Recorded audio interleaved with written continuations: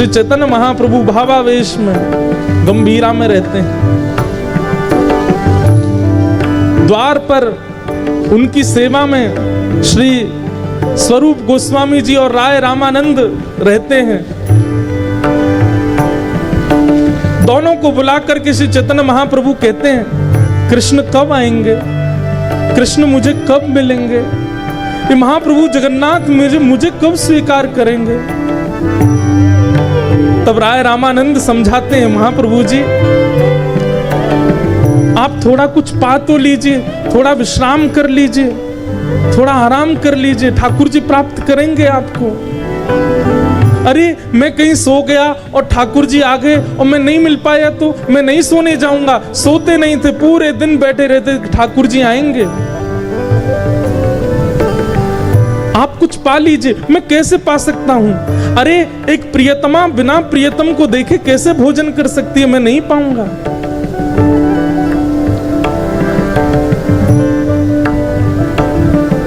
तब सब समझाते हैं, बोले कि आप अगर भोजन नहीं करेंगे, आप अगर प्रसाद नहीं पाएंगे तो महाप्रभु जगन्नाथ जी को बहुत पीड़ा होगी, बहुत कष्ट होगा, आप पा लीजिए।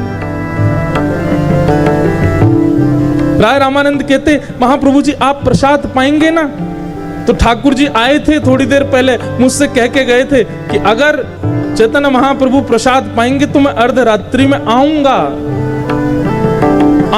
शब्द सुनते ही महाप्रभु जी व्याकुल हो जाते, जल्दी महाप्रसाद लेके आओ, प्रसाद लेकर के आओ, पत्तल लगाओ, भोग रखो, मैं पाना चाहता हूं। ठाकुर जी मिलने आएंगे मुझसे।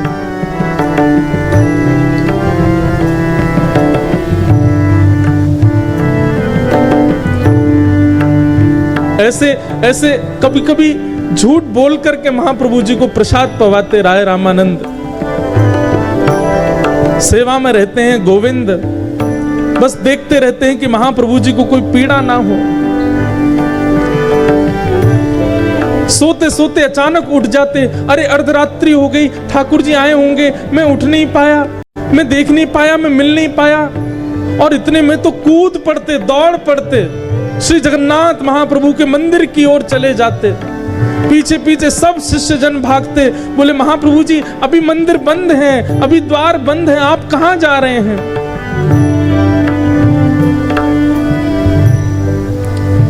कहां पाऊं कहां जाऊं मदन मोहन, कहां जाऊं कहां पाऊं मदन मोहन,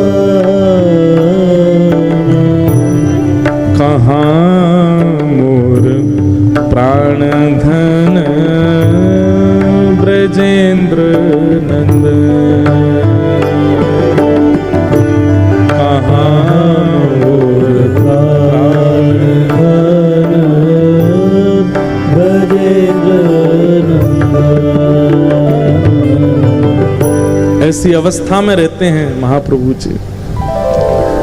रात में सेवा में रहते हैं राय रामानंद, स्वरूप सेन जी, गोविंद जी। कभी उठ करके कहने लगते हैं कि तुमको धुनी सुनाई दी वंशी की? देखो श्याम सुंदर वंशीनाथ कर रहे हैं, वो मुझे बुला रहे हैं, अब मुझे जाना होगा। दौड़ने लगते, कभी समुद्र की ओर दौड़ते, कभी श्री मंदिर की ओर दौड़ते कि श्याम सुंदर मुझे बुला रहे हैं। जर्जर शरीर हो गया है, एक एक अस्थि दिखाई देती है महाप्रभु जी की। सेवा में निमग्न जितने भी शिष्यगण हैं सब एक ही व्याकुलता से रहते हैं कि कहीं महाप्रभु जी को कुछ हो ना जाए।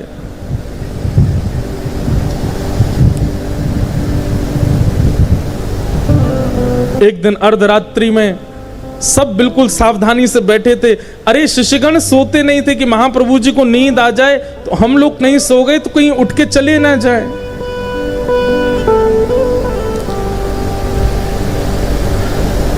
लेकिन 7-7, 8-8 दिनों से नहीं सोए हैं। कभी कभी नेत्र बंद हो जाते थे शिष्यों के, और तभी अर्धरात्रि में महाप्रभु जी को अचानक आवेश आता और उठकर के तुरंत गंभीरा से दौड़ पड़ते।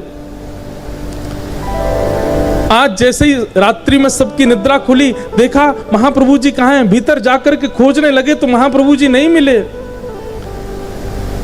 सब लोग चिंतित हो गए, भाई गंभीरा का एक एक द्वार बंद है, खिड़की बंद है, तो महाप्रभु जी बाहर गए कैसे।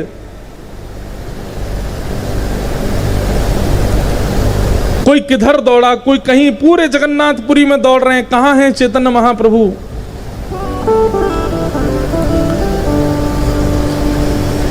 महाप्रभु जी दौड़ते दौड़ते गए और उन्हें ऐसा अनुभव होने लगा कि जैसे मानो श्री यमुना जी के तट पर महारास हो रहा है। और यमुना जी वो समुद्र को मानते थे, समुद्र में जाकर के कूद गए। बहते बहते समुद्र में पहुंच गए, कोणार्क सूर्य मंदिर के पास।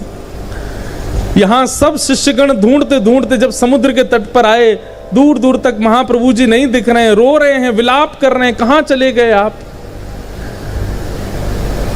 तभी एक मछुआरा आया और उस मछुआरे के एक एक रों से नाम प्रकट होता था, हरि बोल हरि बोल हरि बोल हरि बोल हरि बोल। सब लोग सुनकर के बोले, ये मछुआरा, मछली पकड़ने वाला, इसके मुख से भगवान नाम कैसे प्रकट हो सकता है। तभी सब शिष्यगण बोले, ये नाम इस अधम के मुख से प्रकट होने की सामर्थ्य तभी हो सकती है जब इसने महाप्रभु का स्पर्श किया होगा। इसको पता होगा कि महाप्रभु कहां हैं, पूछो। घेर करके पूछने लगे, अरे भाई तू क्या हरि बोल करता है, तेने किसी को देखा। बड़ी मुश्किल से होश में आया, बोला मैं तो मछुआरा हूं, मछली पकड़ने के लिए जाला डाल करके समुद्र में पड़ा था। जाला जब हिलने लगा तो मैंने खींचा, मछली तो नहीं आई, लेकिन तभी एक विशाल महापुरुष मेरे जाले में आ गए और जब से मैंने उनका स्पर्श किया है तब से ये नाम मेरे मुख से अनवरत निकल रहा है। दौड़ करके गए, जा करके जैसे ही देखा तो श्री चैतन्य महाप्रभु मछली के जाले में लिपटे हुए हैं। ऐसी भावावेश की स्थिति।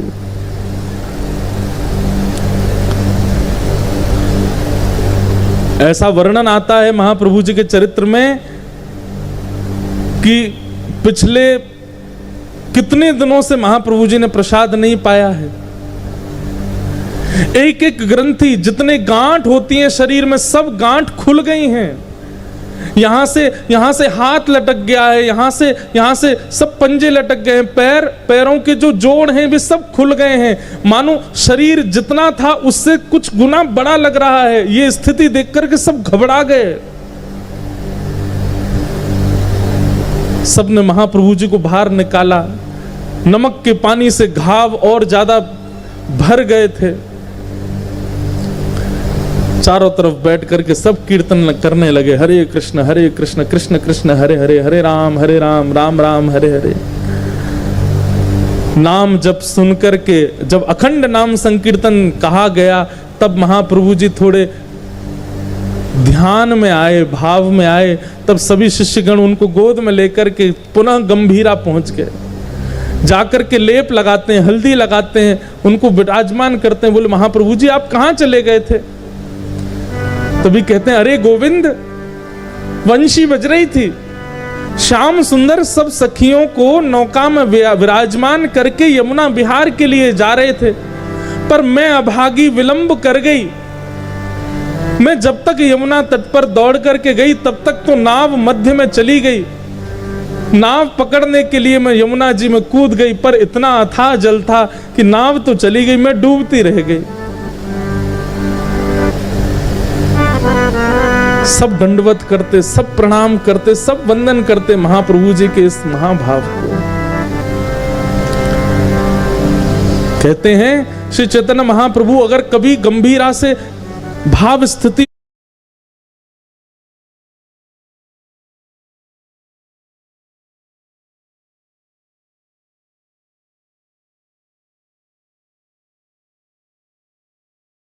बाहर यदि नहीं निकल पाते थे तो अपने सिर से ही दीवारों को कुरेदने लगते थे, अपने सिर को ही दीवारों में मारने लगते थे।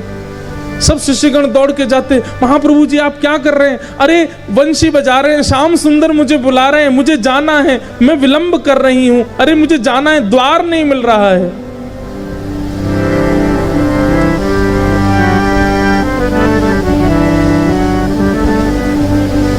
कहाँ मोर प्राणनाथ मदन मोहन,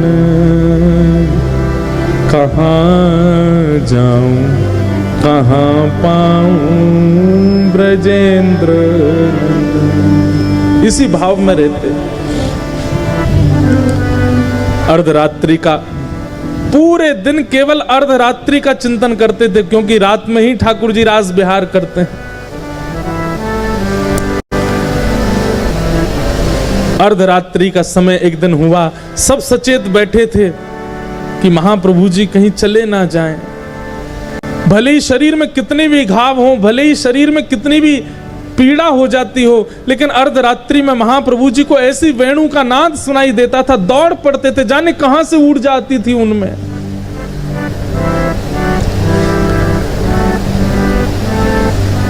अर्धरात्रि का समय सब बैठे थे सचेत, सब नेत्र खोल करके बस दूर बैठे बैठे एक दिए की लौ में महाप्रभु जी को लेटे लेटे देखते रहते थे। श्री चैतन्य महाप्रभु की निज सेवा में रहते थे गोविंद, जो कि बिल्कुल मां की तरह वात्सल्य भाव से श्री चैतन्य महाप्रभु की सेवा करते थे। महाप्रभु जी का कक्ष इतना छोटा था कि उस कक्ष में बड़े पतले दुबले से महाप्रभु जी ही विराजमान हो पाते थे और किसी की व्यवस्था बन नहीं पाती थी। लेकिन एक दिन महाप्रभु जी गोविंद को कहते हैं कि अरे थोड़े मेरे हाथ दबा दे। तो गोविंद धीमे धीमे हाथ दबा रहे थे, कृष्ण नाम सुना रहे थे। तभी महाप्रभु जी बोले अब एक तरफ दबा दिया, अब दूसरी तरफ का हाथ दबा दो। तो गोविंद बोला महाप्रभु जी उस तरफ जाने के लिए मुझे उठ करके आना पड़ेगा, आप थोड़े अपने पैर पीछे कर लीजिए, इतनी जगह नहीं है, मैं कैसे जाऊंगा।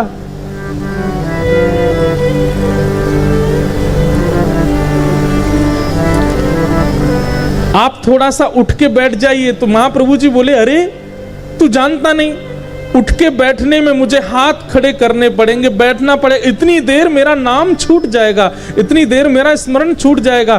तो तेरे को दबाना हो तो दबा, नहीं तो मेरे स्मरण में विक्षेप मत डाल। और गोविंद तो बड़े संशय में आ गए कि महाप्रभु जी आज्ञा कर रहे हैं कि हाथ दबाओ और जाना भी पड़ेगा और मैं जा भी नहीं पा रहा हूं, इनको उठाना भी नहीं है, मैं क्या करूं। गुरु आज्ञा की अवहेलना नहीं कर सकता और हठ पूर्वक इनके चरण आदि हटाऊंगा तो इनका ध्यान टूट जाएगा।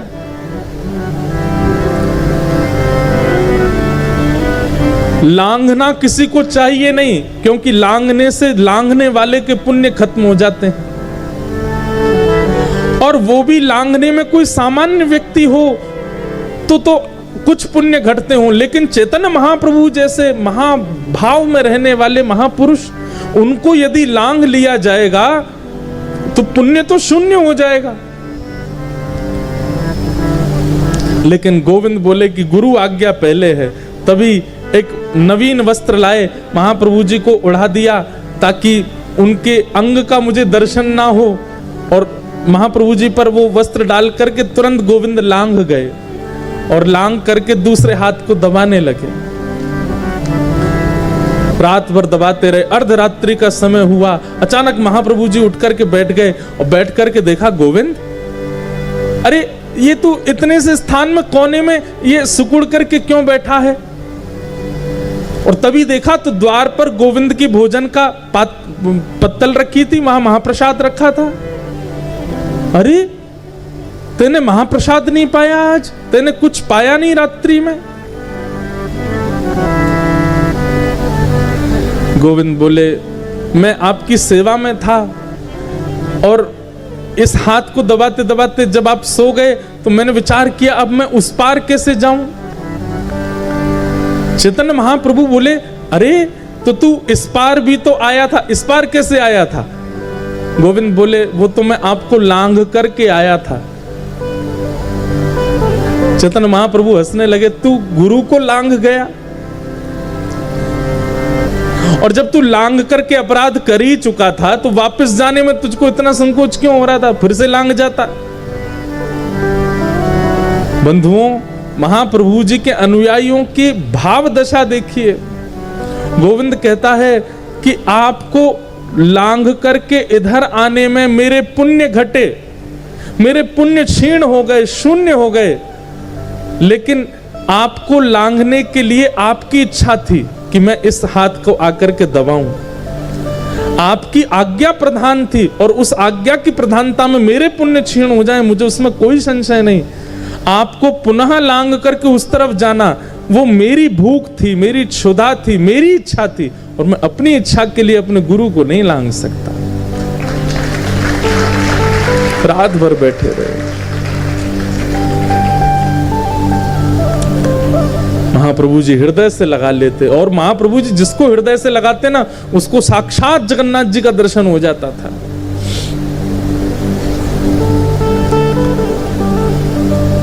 अर्धरात्रि होते ही शिष्यों की स्थिति बिगड़ जाती थी कि अब महाप्रभु जी को कैसे भी रोकना है, और जब जब वो लोग सतर्क रहते थे, एक क्षण के लिए पलक झपकती थी और उतने में तो महाप्रभु जी प्रस्थान कर जाते थे, क्योंकि ठाकुर जी रास में बुलाते थे उनको।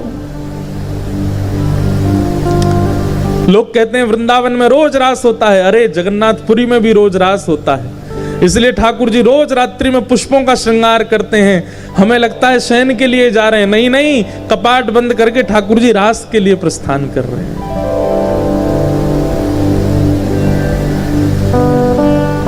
एक दिन रात्रि में सोए थे महाप्रभु जी और कह रहे थे आज श्याम सुंदर मुझे बुलाएंगे ना?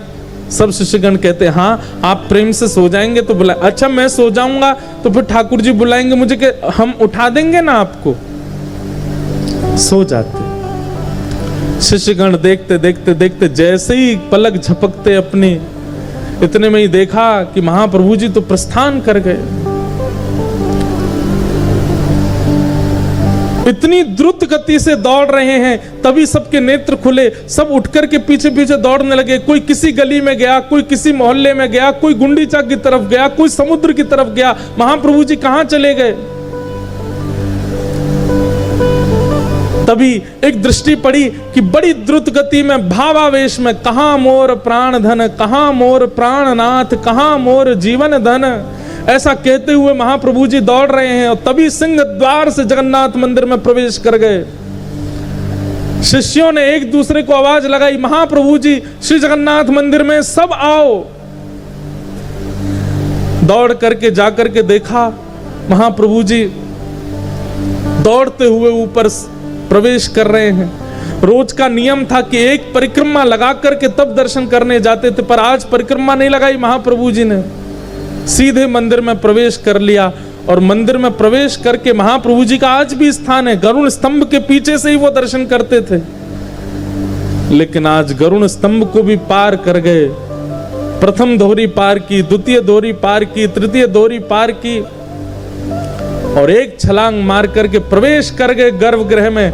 गर्भगृह में प्रवेश होते ही महाप्रभु जी के जगन्नाथ जी ने कपाट बंद कर दिए। एक सेवक, केवल एक सेवक वहां भीतर ही बैठा था। अगर वो नहीं होता तो शायद पूरे विश्व को कभी पता नहीं चलता कि श्री चैतन्य महाप्रभु जगन्नाथ जी में विलीन हो गए। तभी देखते हैं कि महाप्रभु जी गर्भगृह में गए, और जैसे ही गर्भगृह में गए कपाट बंद हो गए, सब शिष्य बाहर ही खड़े रह गए। और महाप्रभु जैसे ही गर्भगृह में पहुंचे, एक अर्चक ने देखा, श्री जगन्नाथ महाप्रभु ने दोनों भुजा पसार करके महाप्रभु जी को हृदय से लगाया, और तुरंत महाप्रभु जी श्री जगन्नाथ जी में विलीन हो गए। कहां मोर प्राणनाथ। जब कपाट खुले, जगन्नाथ जी के नेत्रों से अश्रु प्रवाह हो रहा है। महाप्रभु जी को स्वयं में विलीन करके श्री जगन्नाथ जी रुदन कर रहे हैं। इतने दिन का विरह सहकर के आज परम भागवत श्री चैतन्य महाप्रभु, मानो श्री जगन्नाथ जी तो हमेशा भुजा पसारे बैठे रहते हैं कि कोई आवे इस हृदय से लग जाए। और आज जब चैतन्य महाप्रभु लग गए हैं तो जगन्नाथ जी के नेत्र अश्रु पूरित हैं।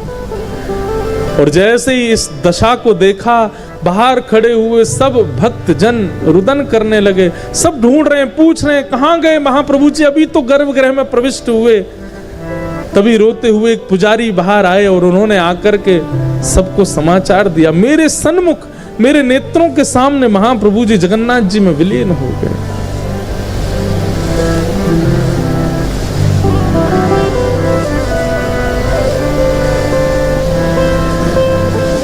ऐसे श्री जगन्नाथ, हम कहां भक्ति करते हैं, हम कहां प्रेम प्रस्तुत करते हैं, हम कहां भाव प्रस्तुत करते हैं ठाकुर जी को। हमने कुछ किया ही नहीं है आज तक अपने भक्ति भाव में, जिससे ठाकुर जी प्रसन्न होकर के हमको स्वीकार करें। भैया समय नहीं है हमारे पास, बहुत कम समय बचा है। इस प्राण का कोई भरोसा नहीं है, कब चले जाएं, कब तक ये शरीर हमारे पास है, कब तक ये बुद्धि हमारे पास है, कब तक ये वाणी हमारे पास है, कब तक ये कान और नेत्र हमारे पास है। आज हैं, कल अगर इनमें से कुछ भी चला गया तो फिर भगवत प्राप्ति में बाधा आ जाएगी, भगवत प्राप्ति में एक रुकावट हो जाएगी। इसलिए भैया प्रयास करते रहिए, ठाकुर जी के लिए थोड़ा थोड़ा भाव रखते रहिए, तभी तो ठाकुर जी प्राप्त होंगे। नाम संकीर्तन, हम कहते हैं भैया कुछ भी छोड़ दो लेकिन नाम मत छोड़िए ठाकुर जी का। ठाकुर जी का नाम त्याग मत करो, ये नाम सर्वोपरि है, ये नाम सर्वश्रेष्ठ है।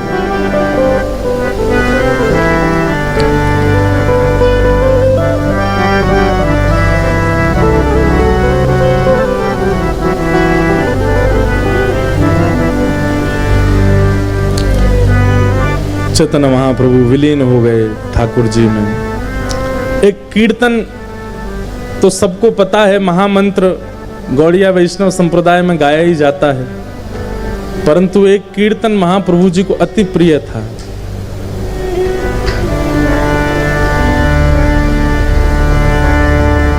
राम राघव राम राघव राम राघव रक्षमा, राम राघव राम राघव राम राघव रक्षमा। कृष्ण केशव कृष्ण केशव कृष्ण केशव पाहि मां। कृष्ण केशव कृष्ण केशव कृष्ण केशव पाहि मां। राम राघव राम राघव राम राघव रक्षमा,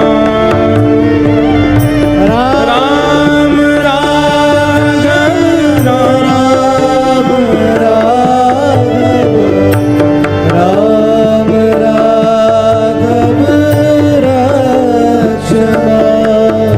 हे कृष्ण केशव कृष्ण केशव कृष्ण केशव पा